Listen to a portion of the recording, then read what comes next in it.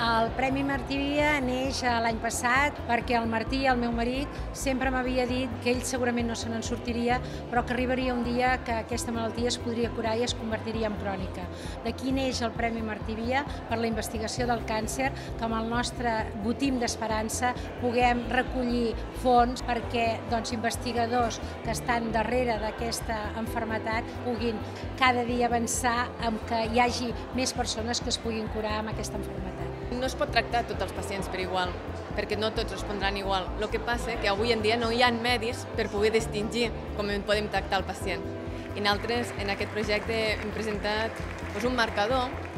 que pot ajudar l'oncòleg a que els malalts que tinguin un tipus de càncer de mama se li pugui donar un tractament més específic, no el que estigui protocol·litzat en aquell moment. Hem triat el premi de la doctora Antoneta Salut perquè hem vist que realment es pot posar a la pràctica de seguida amb uns resultats que esperem que en el proper sopar solidari de l'any que ve, en el tercer Premi Martí Via, ens puguin donar els resultats d'aquests diners que precisament avui els hi hem entregat.